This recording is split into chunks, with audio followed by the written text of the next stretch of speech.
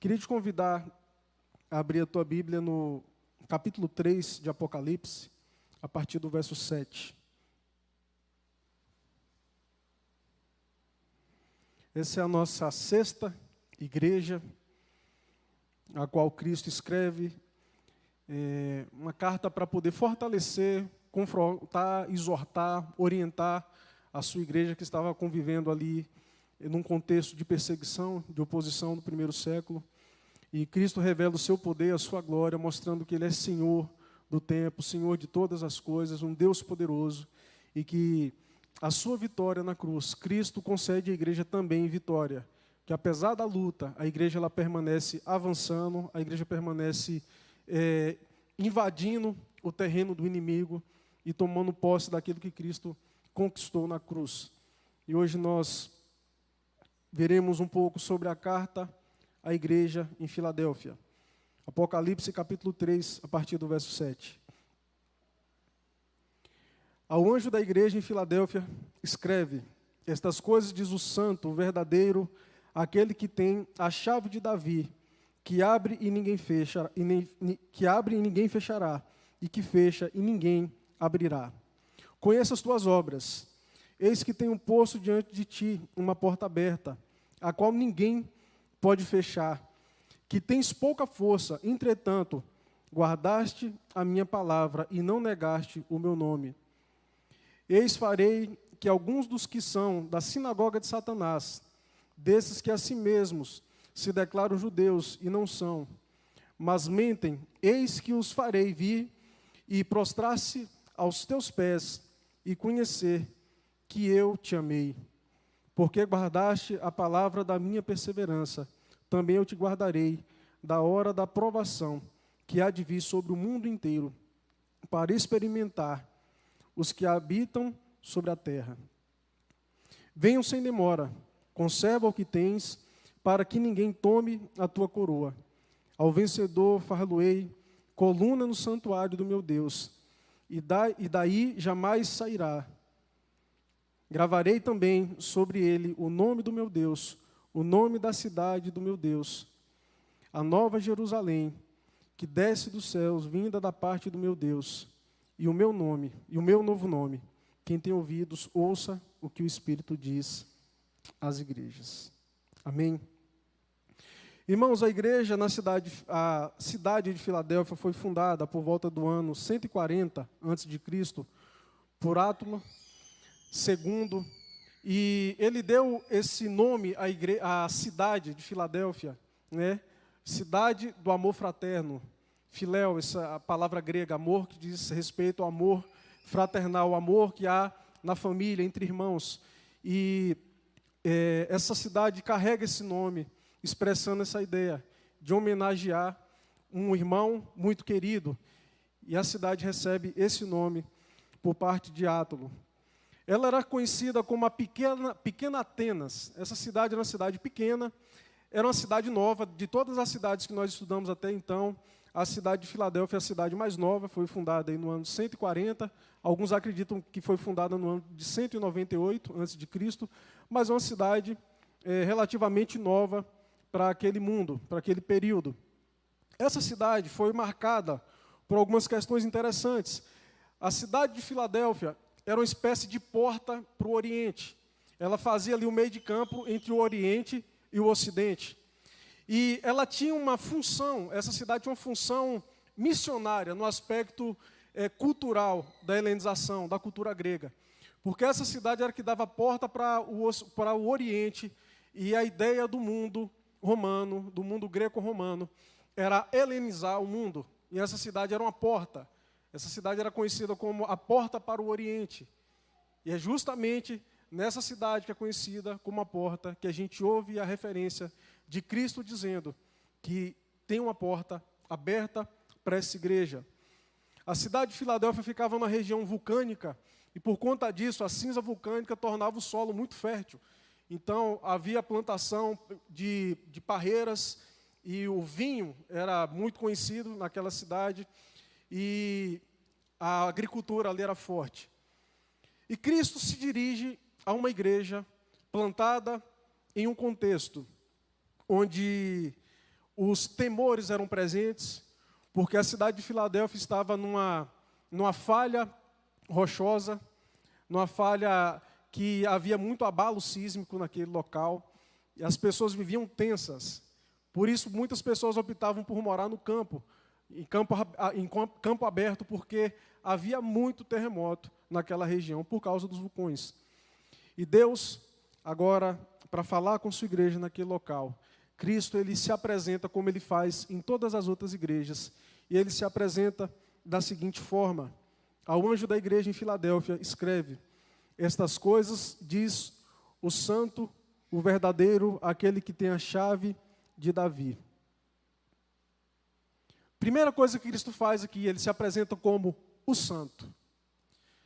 E a maneira como Cristo se descreve aqui era uma maneira como Deus era descrito no Antigo Testamento.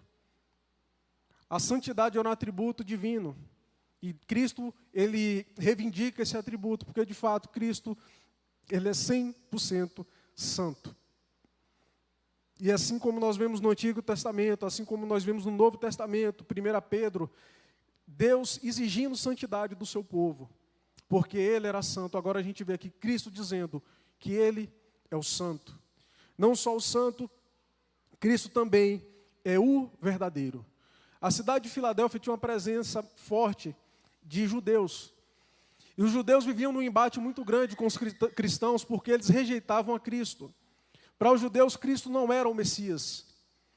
Para os judeus, eles deveriam esperar o Messias que viria e traria libertação política para o seu povo. Mas Cristo já havia promovido a libertação espiritual. A escravidão política de Israel, irmãos, refletia sua escravidão espiritual. Então, Cristo, quando ele vem para resolver um problema muito mais sério do que o problema político. Do povo de Deus está sendo oprimido pelo Império Romano. E Cristo fala: o meu reino não é deste mundo. Porque se fosse, eu já tinha dado um jeito nessa situação. E ele fala: eu sou o verdadeiro. Ele está se referindo aqui à sua messianidade. Ele está reivindicando aqui o seu caráter salvador. E ele não é só apenas o santo verdadeiro, é aquele que tem a chave de Davi em suas mãos. Que abre e ninguém fecha, e fecha e ninguém abre. Aqui é uma citação direta de Isaías 22, 22. É um texto que fala sobre o ministério de Eliaquim. Não o nosso Eliaquim é mais chique, é com K, né?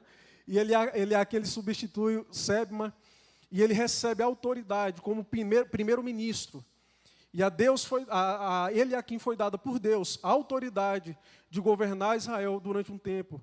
E em Isaías a gente vê que Eliaquim é um tipo de Cristo, é uma prefiguração de Cristo, porque ele recebe a autoridade para julgar, ele recebe a autoridade para agir sem interferência. Ele recebe poder completo para poder atuar no meio do povo de Deus. E Cristo, ao falar isso, que tem a chave de Davi nas mãos, os irmãos não podem esquecer que Davi queria construir uma casa para Deus. Davi fala: eu vou construir um templo, eu moro num palácio e Deus, a arca do Senhor está em uma tenda. E ele fala aquilo, o profeta concorda, e depois o Deus fala com o profeta, fala com Davi, que quem vai construir a casa que ele está pensando em construir não será ele, será o seu filho. Mas ali Deus faz uma aliança com Davi. Deus fala assim: Davi, você quer construir uma casa para mim, mas eu vou te dar um reino. E eu reinarei por meio da tua descendência. O meu filho virá da tua descendência, o Messias virá da tua descendência. E o seu reino jamais terá fim. Esse reino jamais será abalado. Esse reino jamais será destruído. E quando Cristo diz que ele tem a chave de Davi na mão, ele está dizendo: eu tenho a chave da autoridade. Eu sou aquele que abre e ninguém fecha. Eu sou aquele que fecha e ninguém abre. E aqui ele se refere, queridos, não só ao aspecto da sua autoridade no controle de todas as coisas do mundo, mas o aspecto também salvífico. Cristo é aquele que nos salva. Cristo é soberano sobre a salvação. É algo que não está sob o poder do controle humano. Não está em nossas mãos, está na mão dele. Ele é quem faz isso. E ele se apresenta dessa maneira: o santo verdadeiro, aquele que tem a chave de Davi, que abre e ninguém fechará, e que fecha e ninguém abrirá. Cristo falou a mesma coisa, transferindo o seu poder para a igreja.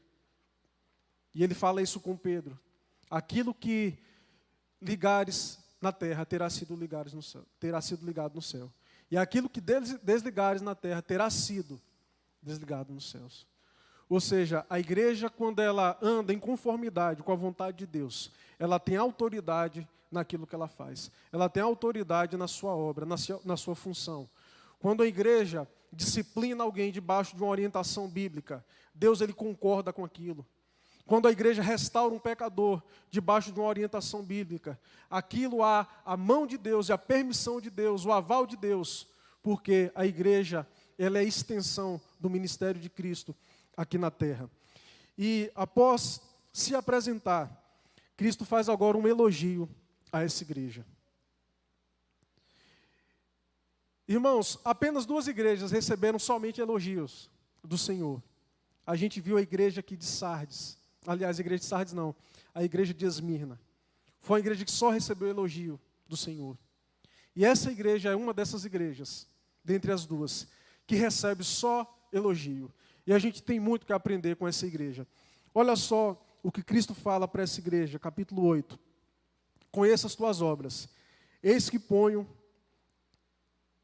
tenho posto. Espera aí, queridos, o olho está embaçando aqui. Conheça as tuas obras. Eis que ponho diante de ti uma porta aberta, a qual ninguém pode fechar. Que tens pouca força, entretanto, guardaste a minha palavra e não negaste o meu nome. Irmãos, é interessante a maneira como Cristo se refere a essa igreja. Porque ele fala assim: conheça as tuas obras. E como a gente tem estudado, Cristo, quando ele fala conheça as tuas obras, ou ele começa a elogiar, ou ele começa a trazer uma acusação para a igreja. Só que olha o que Cristo faz aqui: conheça as tuas obras. Eis que tenho posto diante de ti uma porta aberta. O que é que tem a ver isso, irmãos? Conheça as tuas obras. E agora Cristo, em vez de falar das obras da igreja, Cristo começa a falar das suas obras, daquilo que ele fez. E ao terminar de falar aquilo que ele fez, que ele tem feito, que na verdade o tempo verbal aqui no grego está dizendo não é que Cristo colocará uma porta aberta, mas aquela igreja tem encontrado uma porta aberta. E após falar isso, Cristo diz o seguinte: a qual ninguém pode fechar. Aí vem e diz: que tens pouca força, entretanto guardaste a minha palavra e não negaste o meu nome. O primeiro elogio para essa igreja é uma igreja que tem encontrado uma porta aberta. E qual a relação disso com elogio? Porque essa porta aberta que essa igreja tem encontrado é fruto da sua fidelidade. Aquela igreja era uma igreja pequena. Certamente essa igreja, pelo que a gente continua lendo, o texto fala aqui da sinagoga de Satanás, que a gente viu isso em outro momento, daqueles que se diziam judeus, que se diziam descendentes de Abraão, mas trabalhavam contra o verdadeiro Messias. Essa igreja enfrentava oposição. Porém, essa igreja, queridos, era uma igreja pequena, era uma igreja sem expressão alguma no meio da sua cidade, era uma igreja sem influência política, sem poder econômico, sem influência alguma. Aquela igreja era uma igreja insignificante, inclusive aos olhos dos seus opositores. Sabe quando alguém é tão fraco que você ignora completamente aquela pessoa? Quando tem um campeonato que um time grande vai enfrentar um time pequeno e você já pensa na rodada seguida, porque aquele já é visto como um time que não tem como vencer. Uma vez eu com um grupo de adolescentes da minha época, de UCP, né, União de Crianças Presbiterianas, departamento da Igreja Presbiteriana, a gente foi para um lugar, tinha um riacho e tal, e aí, lá a gente resolveu brincar de futebol americano, na Bahia. Imagina, que maravilha. Na beira de um rio, na areia. A gente arranjou uma bola, a gente dividiu o time, e os irmãos, quem me conhece, que sabe que eu tenho um irmão gêmeo. E eu sou muito competitivo. E a gente dividiu, meu irmão ficou do lado, eu fiquei do outro, a gente começou a jogar, acho que valia 10 pontos, a gente traçou uma linha, a gente tinha que passar com a bola para pontuar. E no final já estava empatado, estava acho que 9-9, e era a última jogada. E aí a saída da bola estava com o meu time, aí eu reuni o meu time e falei, gente, vou fazer o seguinte, eu tenho certeza que a gente tá com a posse da bola, eles vão colocar 2 pessoas para me marcar, ou em mim ou em Saulo, que eram os que corriam mais, né? Corria, viu, gente? Estou meio gordinho assim, mas eu era atlético. E aí, falei, eu tenho certeza que eles vão botar 2 para me marcar ou marcar Saulo. E eu tenho certeza que tinha um menino, Joabe, magrinho, não era bem magrinho mesmo, Joabe, pequeno, era um menino franzino, não era grande igual o Joabe, não. Eu falei, eu tenho certeza que o Joabe vai ficar sozinho, ninguém vai jogar a bola em Joabe, eles têm certeza disso.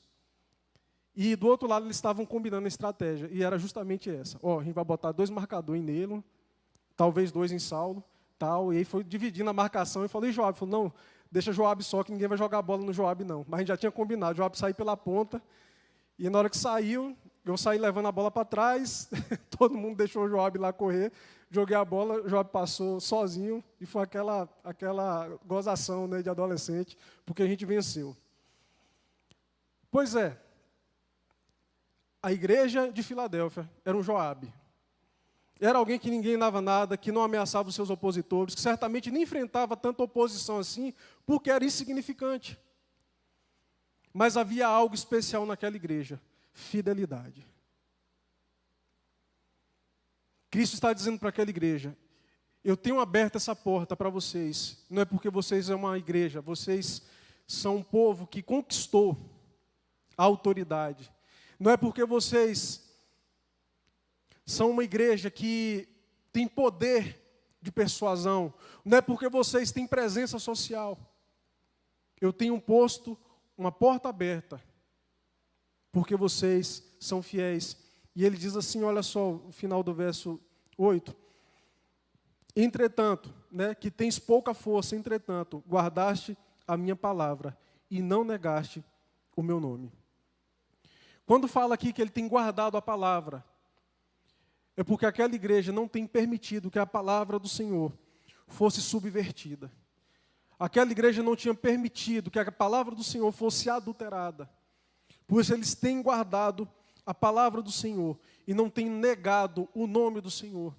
E nós temos visto isso, que não negar o nome do Senhor é justamente o contrário, é confessar, é ser testemunha. Era uma igreja pequena, uma igreja ridicularizada, uma igreja vista como uma igreja fraca, um povo que não tinha poder algum. Mas Cristo olhava para aquela igreja e via aquela igreja como uma igreja fiel. Irmãos, às vezes nós começamos a achar que as oportunidades vêm como consequência da nossa competência. Porque nós temos uma presença marcante na cidade, porque eu conheço teologia, porque isso, porque aquilo, porque eu tenho bons contatos no meio social. E a gente começa a acreditar que Deus começa a abrir portas por conta disso. Porque a gente faz valer a nossa presença com a nossa própria força. Mas essa igreja é justamente pelo contrário. É porque aquela igreja vivia debaixo da completa dependência da ação de Cristo. Vocês têm permanecido na palavra e vocês não têm negado o meu nome. Por isso que essa porta aberta... E, irmãos, o que é porta aberta? Qual o significado dessa porta aberta? É oportunidade para a evangelização. Assim como a cidade de Filadélfia era uma porta aberta para a helenização do Oriente, aquela igreja tinha uma porta aberta para a pregação do Evangelho, tanto no Ocidente quanto no Oriente. Aquela igreja estava ali, plantada naquele lugar, sendo fiel a Deus, mas cumprindo um propósito maravilhoso por conta da sua fidelidade. Tem um hino que meu pai cantava muito quando nós fazíamos o culto doméstico, quando eu era criança, e muitos irmãos conhecem. Não é dos fortes a vitória, nem dos que correm melhor, mas dos fiéis e sinceros, que seguem junto ao Senhor. A vitória, queridos, não é dos fortes. A vitória não é daqueles que têm bom desempenho. A vitória não é daqueles que têm boa articulação. A vitória não pertence àqueles que têm boa expressão. que tem boa performance. A vitória pertence àqueles que são fiéis. E essa igreja é uma igreja que tem encontrado oportunidade de pregar o Evangelho, porque é uma igreja fiel ao Senhor. Aquela igreja não tem negado o nome do Senhor. Queridos, nós vemos muitas vezes pessoas, igrejas, instituições que são aparentemente irrelevantes dentro da sociedade, irrelevantes para outras igrejas. Mas vemos Deus fazer coisas extraordinárias por conta da sua fidelidade. Edmeia Williams, uma mulher que tem sido usada por Deus de maneira poderosa, os irmãos podem procurar depois. Ela tem um projeto no Morro Dona Marta, no Rio de Janeiro, que é algo extraordinário.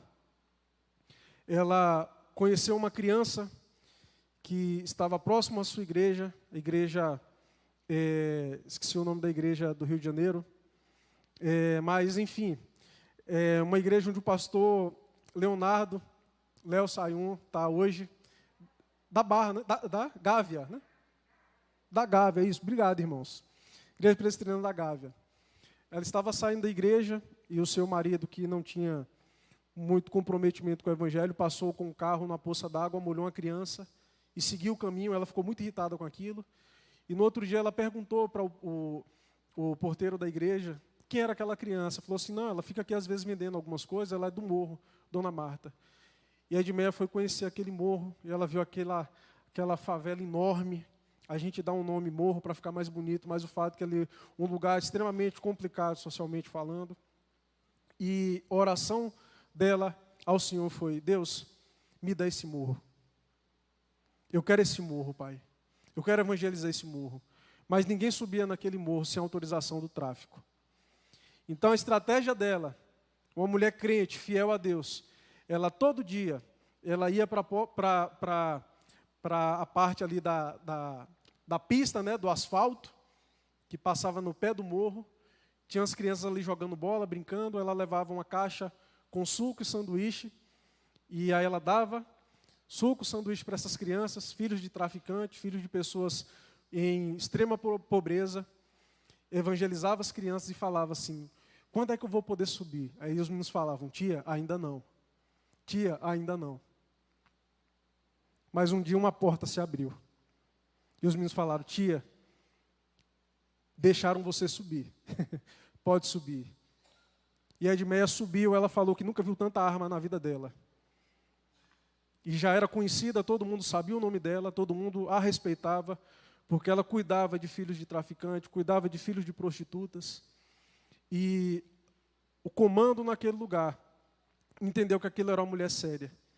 E a Edmeia subiu para nunca mais descer, queridos. Ela faz esse trabalho há mais de 30 anos, eu acredito.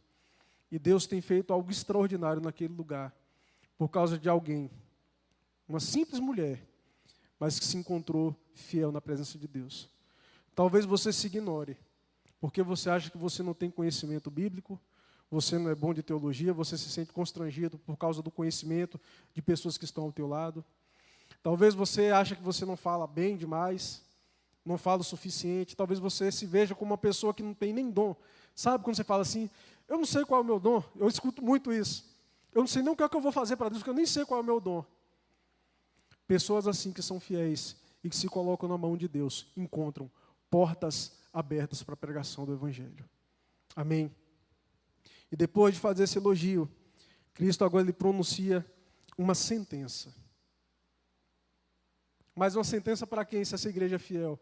Para os seus opositores. Olha só o verso 9. Eis farei que alguns dos que são da sinagoga de Satanás, desses que a si mesmos se declaram judeus e não são, mas mentem, eis que os farei vir e prostrar-se aos teus pés e conhecer que eu te amei. Conhecer que eu te amei. Porque guardaste a palavra da minha presença, também eu te guardarei na hora da provação que há de vir sobre o mundo inteiro, para experimentar os que habitam sobre a terra. O que Cristo está falando é, essa igreja, que é uma igreja perseguida por essa comunidade judaica, que se opõe ao Messias. As sinagogas eram uma espécie de igreja para o judeu. O judaísmo era uma religião permitida, era uma religião legal dentro do Império Romano. Mas os judeus começaram a denunciar o cristianismo, dizendo para as autoridades de Roma, essa religião é outra religião. Eles têm outro senhor, eles têm um outro rei. Para eles, o rei não é o César, não é o imperador, tem um tal de Jesus. E eles começaram a trazer falsas acusações para os crentes. E o que Cristo está dizendo é, um dia, esses que são da sinagoga de Satanás, que não procuram, que não reconhecem e que nem estão a favor do reino do verdadeiro Messias, um dia, todos estes estarão diante do Pai, reconhecendo que o Cristo verdadeiro, o Messias verdadeiro, amava esse povo.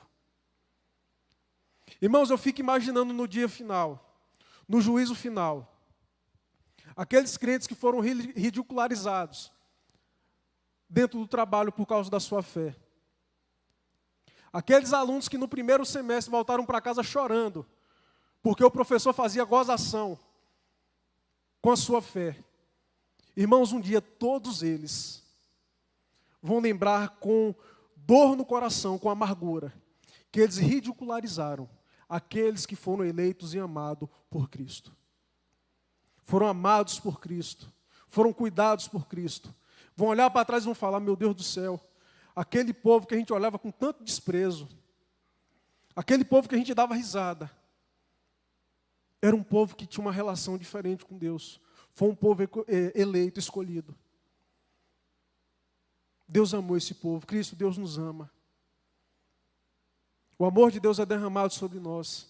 A sua graça maravilhosa está presente no meio da sua igreja, apesar das adversidades, apesar das dificuldades que nós enfrentamos. Mas Cristo ele dá essa sentença. Um dia eles se curvarão, não em adoração a Deus, não em reverência à igreja, mas em reconhecimento que, de fato, o verdadeiro povo de Deus não eram os judeus que negaram o Messias, mas são os verdadeiros filhos de Abraão, que foram salvos pela fé, e não reivindicando uma legitimidade que vinha dos seus laços sanguíneos, mas salvos por crerem na obra do Messias. E agora Cristo faz uma exortação à igreja. Irmãos, exortação, a gente às vezes entende exortação como puxão de orelha. Mas a melhor palavra para essa puxão de orelha, né, aquela reclamação, é admoestação. Essa palavra admoestação é aquela repreensão dura. Mas a exortação é vamos, é uma animação, sabe quando fala, vamos lá, continuem firmes. E agora Cristo ele faz uma exortação à igreja no capítulo 11. Venham sem demora, conserva o que tens, para que ninguém tome a tua coroa. Então Cristo está dizendo, permaneçam fiéis, não retrocedam, não caiam nessa conversa de que vocês são menores do que os outros. Vocês são amados por Deus, e o valor de vocês está nisso. O valor de vocês está no fato de Deus ter escolhido vocês, de vocês pertencerem a mim, ser a minha igreja, o meu corpo, a minha propriedade. Permaneçam fiéis. E agora Cristo faz uma promessa no verso 12. Ao vencedor far-lo-ei coluna no santuário do meu Deus. Farei coluna no santuário do meu Deus. Creio que os irmãos lembram que eu falei que a igreja, a cidade de Sardes, no ano 17, foi destruída por um terremoto. Lembram que eu falei disso? Foi destruída por um terremoto. Filadélfia ficava a 50 quilômetros de Sardes, e ela também foi destruída. Só que a cidade de Filadélfia, por ser muito próxima, muito mais próxima ao vulcão, estava ali numa falha geológica, ela sofreu muito mais com isso. Tanto que as pessoas começaram a parar de construir suas casas dentro da cidade e começaram a construir casas fora da cidade. E Cristo diz isso. Olha que interessante, irmãos. Veja novamente o verso 12. Ao vencedor, far-lo-ei coluna no meu santuário, e daí jamais sairá. Ou seja, o que vocês precisam fazer na cidade de vocês, de ter que sair da cidade para poder se proteger, das adversidades, na Nova Jerusalém, vocês serão como colunas, vocês estarão firmes e seguros, vocês não serão abalados. Irmãos, isso aqui é certeza de salvação.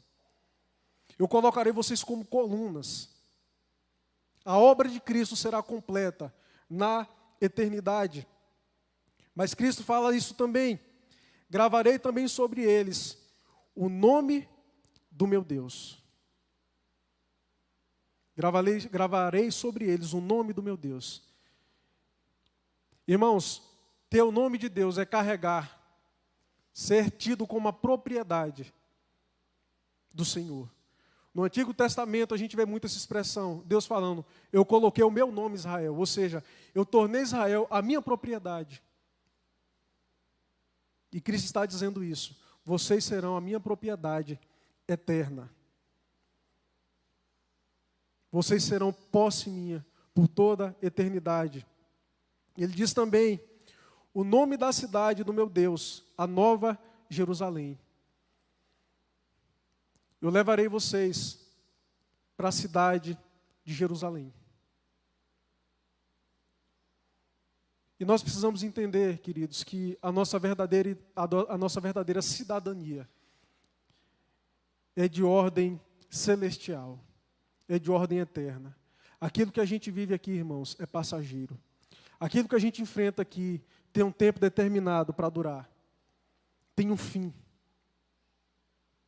Isso passará. E ele conclui dizendo, e o meu novo nome. Colocarei sobre eles o meu novo nome. Irmãos, aqui não está dizendo que Cristo passará a ter um nome diferente, mas o nome está associado ao conhecimento da pessoa. Nós escolhemos nomes dos filhos muito com base na sonoridade, né? Pouco no significado. A gente, não, esse nome é feio, nome feio. Feio em que sentido? Parece que não soa bem. Mas no Antigo Oriente o nome era dado, a beleza do nome estava no seu significado. Então ter acesso ao nome era ter acesso ao caráter da pessoa. Os pais davam nome aos filhos, porque eles acreditavam que de alguma maneira o nome traria sobre a criança o caráter do significado do nome. E Cristo, ao dizer que eles carregariam um novo nome, o que Cristo está dizendo é, vocês me conhecerão de uma maneira mais profunda. Vocês terão acesso ao meu novo nome, ou seja, vocês terão acesso a uma revelação completa de quem eu sou.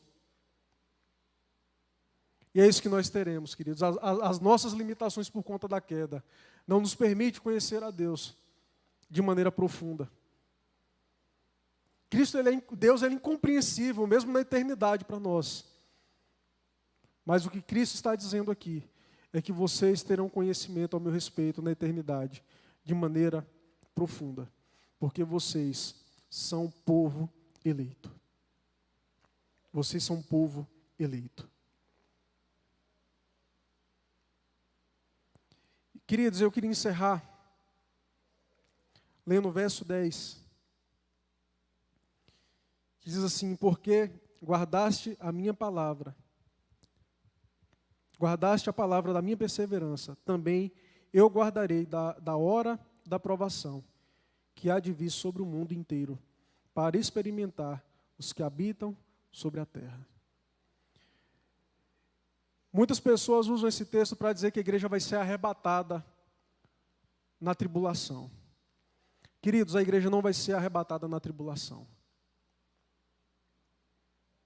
A gente lê Apocalipse, a gente vê que Cristo se colocará do lado da igreja para fazer aquela igreja perseverante no meio da tribulação.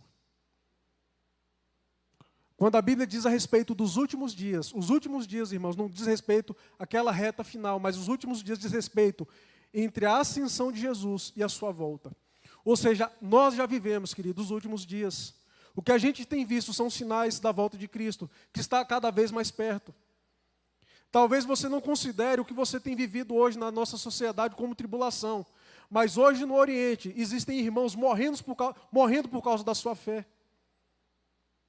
Existe tribulação A igreja está sendo perseguida, a igreja do primeiro e do segundo século, ela foi massacrada pelo Império Romano. Vai dizer que essa igreja não enfrentou tribulação? A igreja do Senhor enfrenta tribulação, desde o dia que foi plantada na terra. Mas ela permanece vitoriosa, porque ela continua pregando o Evangelho e arrancando pessoas do inferno. E a vitória da igreja está nisso, em cumprir o seu propósito, em cumprir o seu papel. Mas o que Cristo está garantindo aqui é que no dia da tribulação, nós seremos poupados da ira de Deus, em juízo. Nós seremos poupados daquele tipo de tribulação que vem para nos eliminar, como povo de Deus, naquilo que cremos. Mas permaneceremos firmes, firmes e inabaláveis, porque a nossa confiança está firmada naquele que é o autor e consumador da nossa fé. Amém, queridos?